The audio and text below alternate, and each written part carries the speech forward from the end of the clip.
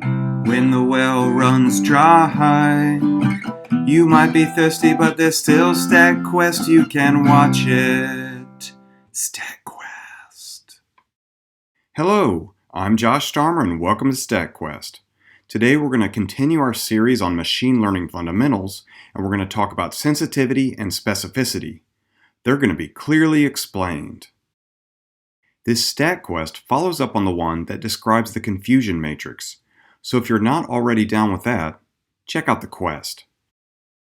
The first half of this video will explain how to calculate and interpret sensitivity and specificity when you have a confusion matrix with 2 rows and 2 columns. And the second half will show you how to calculate and interpret sensitivity and specificity when you have 3 or more rows and columns. Even if you're already down with the confusion matrix, let's remember that rows correspond to what was predicted, and columns correspond to the known truth. When there are only 2 categories to choose from, in this case, the 2 choices were has heart disease or does not have heart disease, then the top left-hand corner contains the true positives. True positives are patients that had heart disease that were also predicted to have heart disease. True negatives are in the bottom right-hand corner. True negatives are patients that did not have heart disease and were predicted not to have heart disease. The bottom left-hand corner contains the false negatives. False negatives are when a patient has heart disease, but the prediction said they didn't. Lastly, the top right-hand corner contains the false positives. False positives are patients that do not have heart disease, but the prediction says that they do. Once we've filled out the confusion matrix, we can calculate 2 useful metrics, sensitivity and specificity. In this case, sensitivity tells us what percentage of patients with heart disease were correctly identified. Sensitivity is the true positives divided by the sum of the true positives and the false negatives. Specificity tells us what percentage of patients without heart disease were correctly identified. Specificity are the true negatives divided by the sum of the true negatives and the false positives. In the StatQuest on the confusion matrix, we applied logistic regression to a testing data set and ended up with this confusion matrix. Let's start by calculating sensitivity for this logistic regression. Here's the formula for sensitivity, and for true positives, we plug in 139, and for false negatives, we plug in 32. When we do the math, we get 0.81. Sensitivity tells us that 81% of the people with heart disease were correctly identified by the logistic regression model. Now let's calculate the specificity. Here's the formula for specificity, and for true negatives, we'll plug in 112, and for false positives, we'll plug in 20. When we do the math, we get 0.85. Specificity tells us that 85% of the people without heart disease were correctly identified by the logistic regression model. Now let's calculate sensitivity and specificity for the random forest model that we used in the confusion matrix StatQuest. Here's the confusion matrix. Here's the formula for sensitivity, and when we plug in the numbers, we get 0.83. Here's the formula for specificity, and when we plug in the numbers, we get 0.83 again. Now we can compare the sensitivity and specificity values that we calculated for the logistic regression to the values we calculated for the random forest. Sensitivity tells us that the random forest is slightly better at correctly identifying positives, which, in this case, are patients with heart disease.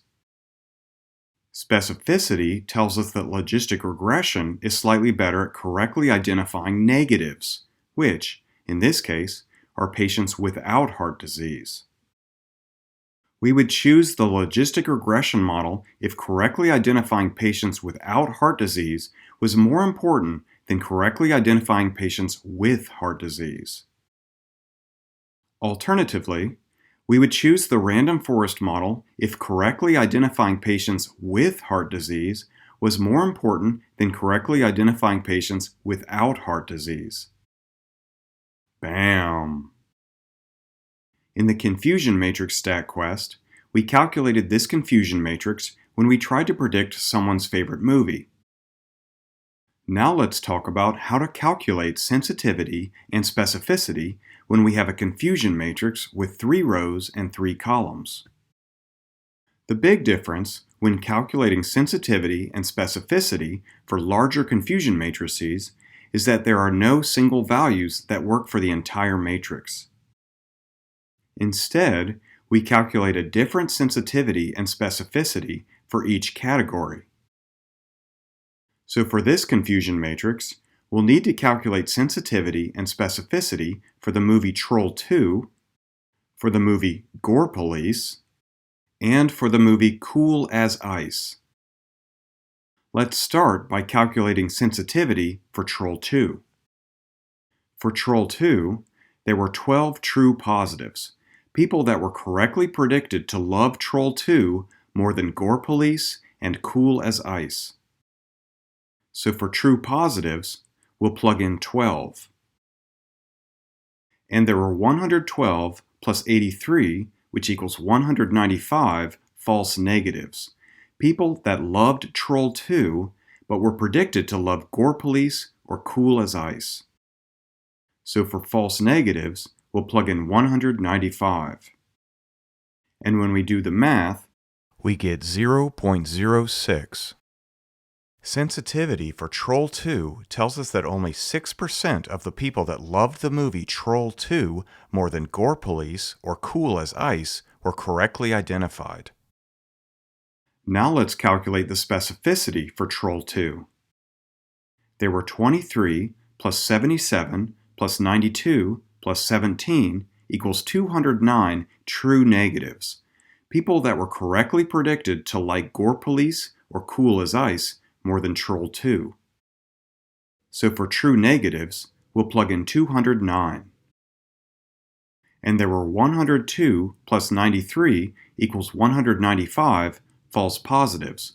People that loved Gore Police or Cool as Ice the most, but were predicted to love Troll 2. So for false positives, we'll plug in 195.